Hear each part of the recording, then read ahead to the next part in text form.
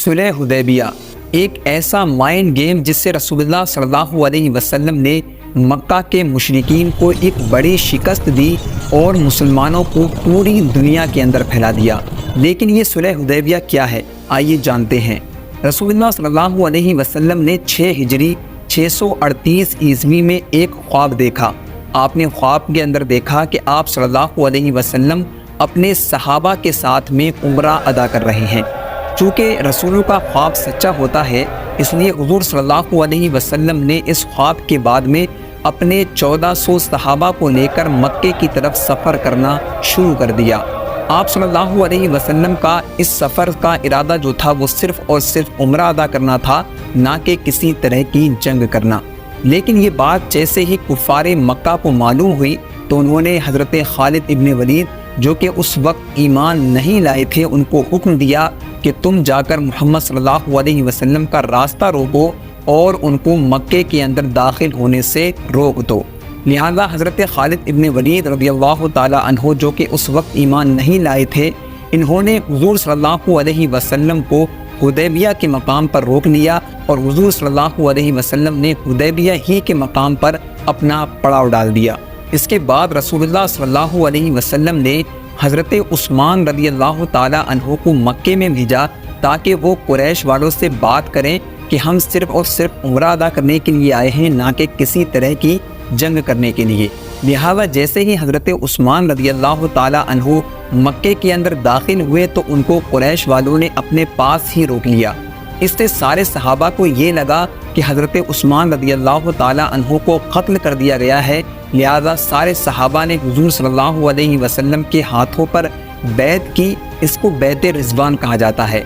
इसके अंदर सहाबा ने फ़ैसला किया कि हम हुज़ूर सल्लल्लाहु अलैहि वसल्लम का साथ खून के आखिरी कतरे तक नहीं छोड़ेंगे और हज़रत उस्मान रज़ियल्लाहु ताला अन्हु का क़िसास लिए बग़ैर हुदैबिया के मकाम से नहीं जाएंगे। जब कुरैश वालों को इस बात की खबर हुई कि रसूलुल्लाह सल्लल्लाहु अलैहि वसल्लम के सहाबा जंग करने के लिए राज़ी हैं, तो उन्होंने उर्वा इब्ने मसऊद सक़फ़ी और सुहैल इब्ने अमर को रसूलुल्लाह सल्लल्लाहु अलैहि वसल्लम के पास में भेजा ताकि आपसे सुलह की जा सके।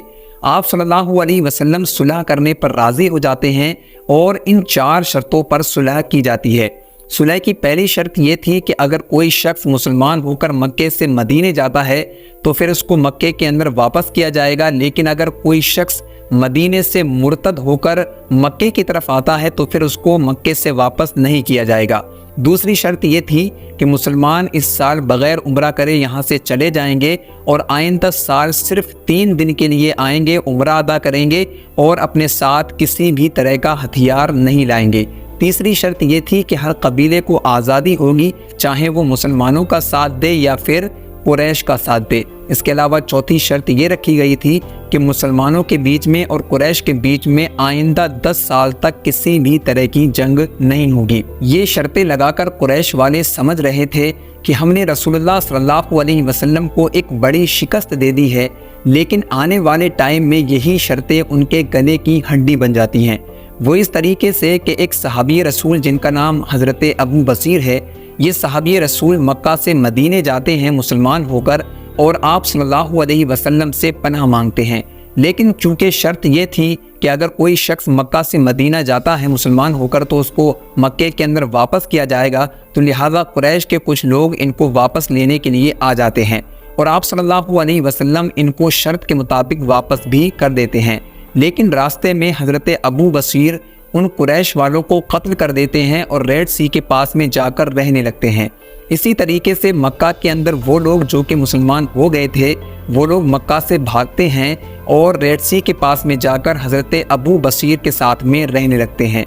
जब इन लोगों की तादाद बहुत ही ज़्यादा हो गई तो इन लोगों ने कुरैश के तिजारती काफ़िलों पर हमले करना शुरू कर दिए, जिससे कुरैश का बहुत ही ज़्यादा माली नुकसान हुआ। ये सारा माजरा देखने के बाद में हुज़ूर सल्लल्लाहु अलैहि वसल्लम के पास में कुरैश के कुछ लोग जाते हैं और कहते हैं कि बनु बसीर और उसके साथियों को मदीने के अंदर बुला लिया जाए और इस शर्त को भी आज के बाद से ख़त्म कर दिया जाए। इस तरीके से हुज़ूर सल्लल्लाहु अलैहि वसल्लम अपना वादा पूरा करते हैं और कुफ़ारे मक्का का भी एक बहुत ही ज़्यादा बड़ा नुकसान इसमें हो जाता है।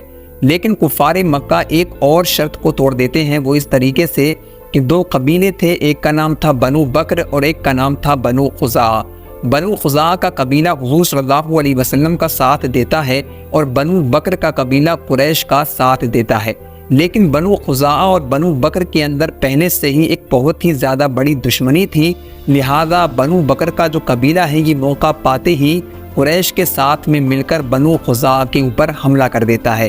اب چونکہ بنو خزاعہ کا قبیلہ حضور صلی اللہ علیہ وسلم کا اتحادی تھا، تو اس طریقے سے یہ ایک دوسرے کے اوپر حملہ کرنے کے مترادف ہو جاتا ہے، اور چونکہ شرط یہ تھی کہ ایک دوسرے کے اوپر حملہ نہیں کیا جائے گا، تو اس طریقے سے یہ شرط ٹوٹ جاتی ہے۔ جیسے ہی یہ شرط ٹوٹتی ہے، حضور صلی اللہ علیہ وسلم اپنے صحابہ کے ساتھ میں 10,000 کا لشکر لے کر مکے کے اندر داخل ہو جاتے ہیں اور مکے کو بغیر کسی خون خرابے کے فتح کر لیتے ہیں۔ تو اس طریقے سے بظاہر جو صلح حدیبیہ مسلمانوں کے خلاف نظر آ رہی تھی، اسی سے مسلمانوں کو ایک بڑی کامیابی ملتی ہے۔ تو دوستو، امید ہے کہ یہ ویڈیو آپ کو پسند آئی ہوگی۔ اگر یہ ویڈیو پسند آئی ہے تو لائک، شیئر اور سبسکرائب ضرور کریں۔ ملتے ہیں نیکسٹ ویڈیو میں، جب تک کے لیے اللہ حافظ۔